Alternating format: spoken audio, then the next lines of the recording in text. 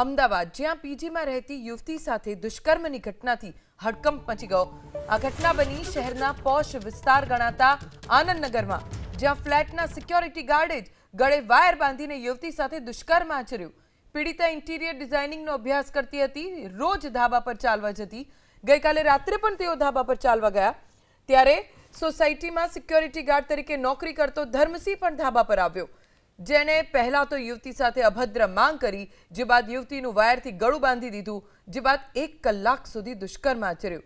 આરોપી યુપીના હરદોઈ જિલ્લાનો રહેવાસી છે અને 6 દિવસ પહેલા જ સિક્યોરિટી ગાર્ડ તરીકે નોકરીએ લાગ્યો હતો।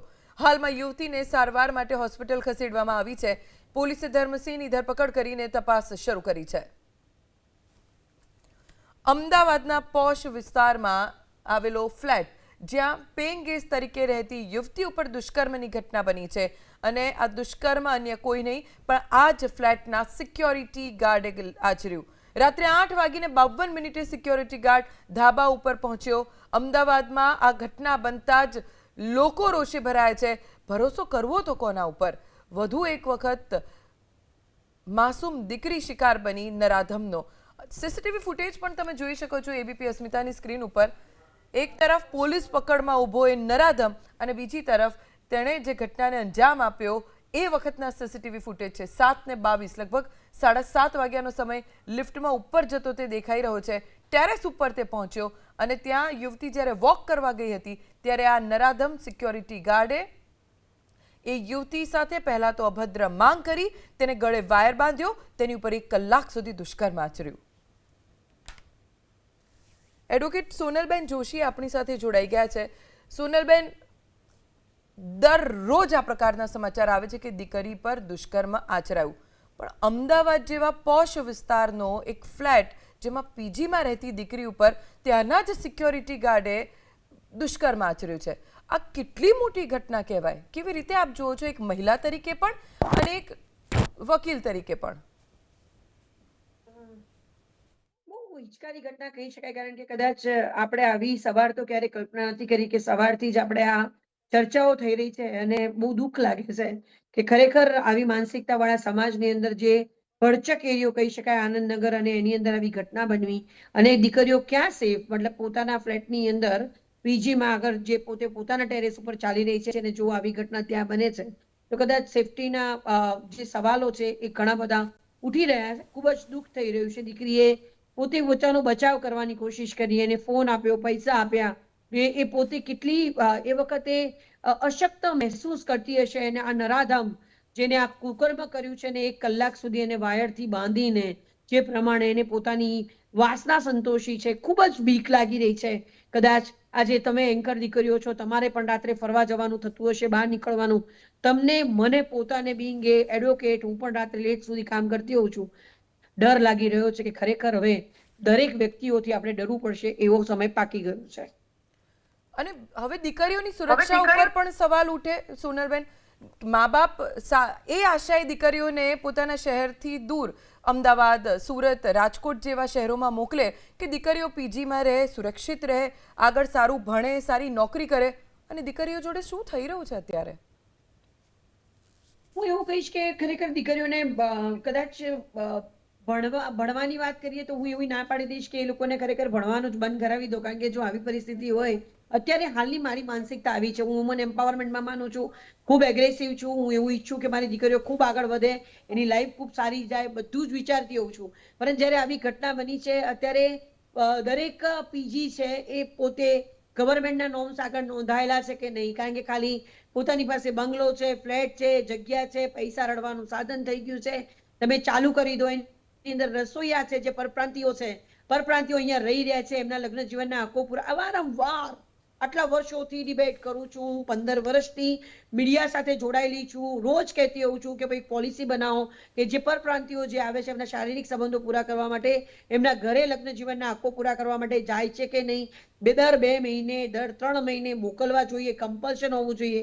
એની જગ્યાએ આવી દીકરીઓને હવસ સંતોષવા માટેનું સાધન બનાવી રહ્યા છે। આના માટેની એક પોલિસી હોવી જોઈએ, પીજી ગવર્મેન્ટ અંડર આવવા જોઈએ, ત્યાંનો સ્ટાફનું એક નોટિસ બોર્ડ ઉપર કેટલો સ્ટાફ છે, શું કામ કરી રહ્યો છે, એના આધાર કાર્ડ, પોલીસ વેરિફિકેશન, જે ઓનર છે દરેક વસ્તુઓ લગાવવી જોઈએ. સિક્યુરિટી વાળા છે તો જે રિટાયર્ડ આર્મી આઈએએસ ઓફિસર્સ હોય છે એમની સિક્યુરિટી કંપની લો કે જેના કારણે એ લોકો ટ્રેનિંગ આપતા હોય છે. એ બધી જ વસ્તુઓ ભલે મોંઘો પગાર પડે પણ આપણે પૈસા થોડા બચાવવા માટે આપણે સસ્તા સિક્યુરિટી ગાર્ડ લાવીએ છીએ જે 24 કલાક કામ કરતા હોય છે, જે ગંદકી ફોન પર જોતા હોય છે. બંગાળની ઘટનામાં પણ એવું હતું કે સૌથી વધારે ફોનોગ્રાફી બેઠા બેઠા જોતા હોય છે. જે લોકોને એક શિસ્તમાં ઊભા રહેવાનો કે બેસવાનો અનુભવ નથી હોતો એવા લોકોને આપણે સસ્તા પગારવાળા રાખીએ છીએ અને આવી માનસિકતાવાળા લોકોના કારણે આવી ઘટના બની છે. બહુ દુઃખદાયી ઘટના. જાગવું પડશે, નહીં જાગીએ તો કદાચ આવનારો સમય વધારે ખરાબ હશે. સોનલબેન, એ તો આ દીકરી હતી કે બોલી અને સામે આવી, એણે ફરિયાદ નોંધાવી, કેમ કે એના પરિવારે એને સહયોગ આપ્યો હશે. આવી તો કેટલી બધી દીકરીઓ હશે. 1.5 વર્ષથી લઈને 80 વર્ષ સુધીની મહિલાઓ સુરક્ષિત છે નહીં. જો આ દીકરીને કાયદાકીય રીતે આગળ વધવું હોય તો કેવી રીતે વધુમાં વધુ આ નરાધમને સજા કરાવી શકે છે?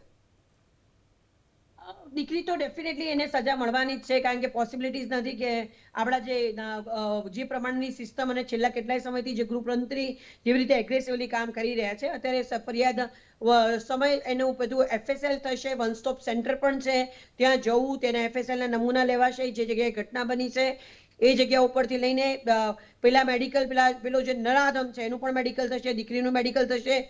મેડિકલ થયા બાદ પુરાવા બાદ એને એરેસ્ટ કરી લેવામાં આવે છે. આ દરેક વસ્તુઓ કર્યા બાદ એની ઉપર જલ્દીમાં જલ્દી કેસ શરૂ કરવામાં આવશે.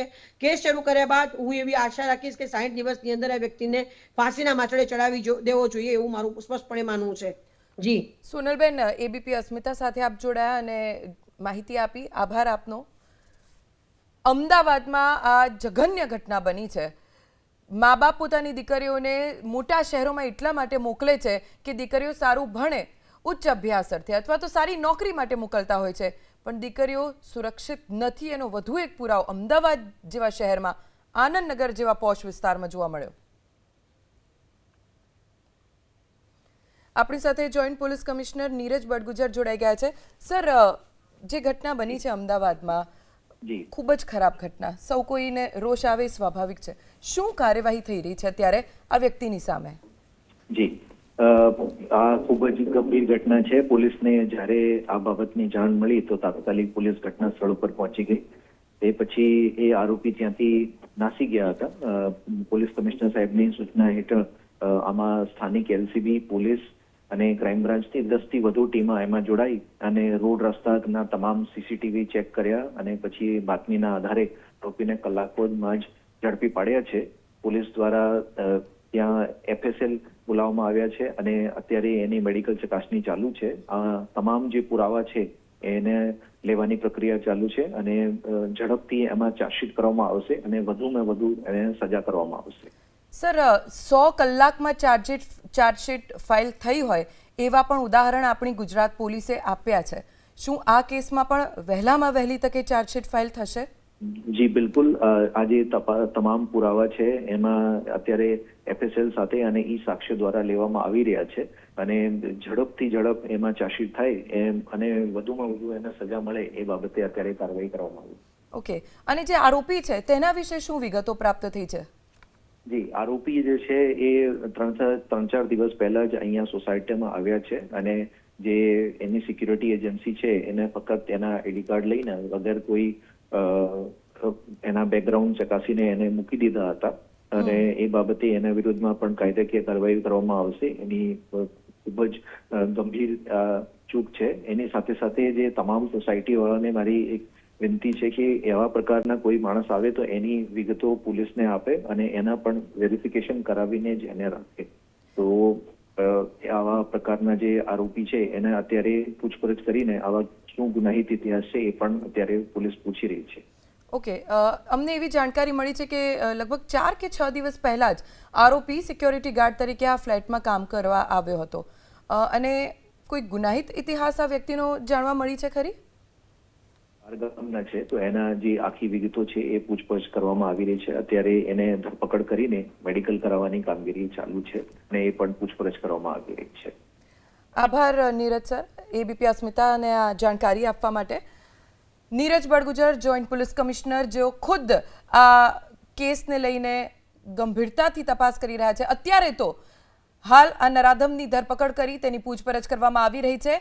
આરોપી ફરાર થઈ ગયો હતો અને પોલીસે તેને ઝડપી લીધો છે. સીસીટીવી ફૂટેજના આધારે અને હ્યુમન ઇન્ટેલિજન્સની મદદથી પોલીસે આ આરોપીને ઝડપી લીધો અને ગણતરીના કલાકોમાં આની સામે ચાર્જશીટ ફાઇલ થાય તેવી આશા રાખીએ છીએ. અમદાવાદમાં પીજીમાં રહેતી યુવતી સાથે દુષ્કર્મ કેસમાં મોટો ધડાકો. સિક્યોરિટી એજન્સીની ગંભીર ચૂક સામે આવી છે તેવું જોઈન્ટ કમિશનર ઓફ પોલીસે સ્વીકાર્યું છે. સિક્યોરિટી કંપનીએ માત્ર ડોક્યુમેન્ટ લઈ નોકરી ઉપર રાખ્યો હતો.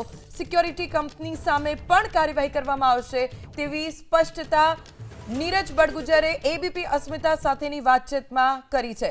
અમદાવાદમાં જે ઘટના બની તેને લઈને joint commissioner of police Neeraj Badgujar, જેમણે એબીપી અસ્મિતા સાથે વાતચીત કરી અને આ વાતચીત દરમિયાન તેમણે એ વાત કહી કે મોટી ચૂક અહીંયા સિક્યોરિટી એજન્સીની છે, કેમ કે માત્ર તેના ડોક્યુમેન્ટ્સ લઈને તેને નોકરી ઉપર રાખી દેવામાં આવ્યો. તેનો કોઈ ગુનાહિત ઇતિહાસ છે કે નહીં, આ વ્યક્તિ ક્યાંનો છે, કેવી રીતે અહીંયા પહોંચ્યો, તે કેવી માનસિકતા ધરાવતો વ્યક્તિ છે, તેને લઈને સિક્યોરિટી એજન્સીને કોઈ જાણકારી હતી કે નહીં તેની તપાસ થશે.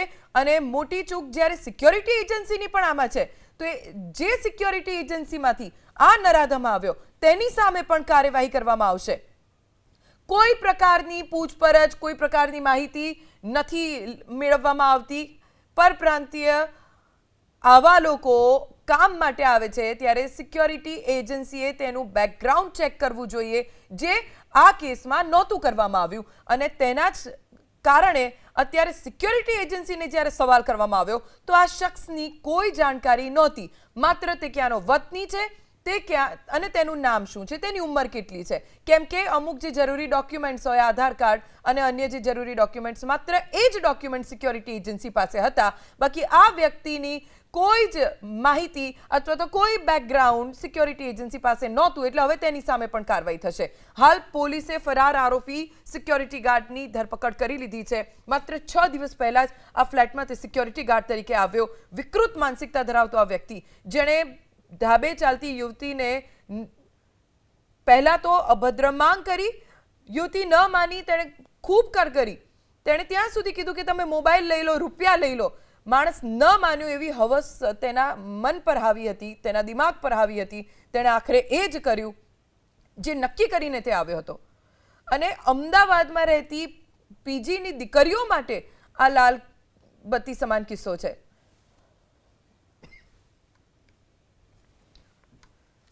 આ સીસીટીવી ફૂટેજ તમે જુઓ. 7:22 જ્યારે તે ઉપર ટેરેસ પર ગયો, 8:52 તે ફ્લેટની બહાર નીકળ્યો છે. એટલે લગભગ 7:30 થી લઈને 9 અંદાજે 9:10 સુધી આ સિક્યોરિટી ગાર્ડ એ આ ફ્લેટમાં ટેરેસ પર રહ્યો. 7:30 થી લઈને 9 વાગ્યા સુધી તેણે દીકરીને ટોર્ચર કરી, તેની પર દુષ્કર્મ આચર્યું અને જઘન્ય કૃત્ય આચરવા બદલ જાણે કોઈ જ અફસોસ ન હોય તેને. જો કેવી રીતે મિરરમાં વાળ સરખા કરીને એને કોઈ પ્રકારનો ખોફ નથી, કોઈ ડર નથી. એ નક્કી કરીને ઉપર ગયો હતો કે તેને શું કરવાનું છે.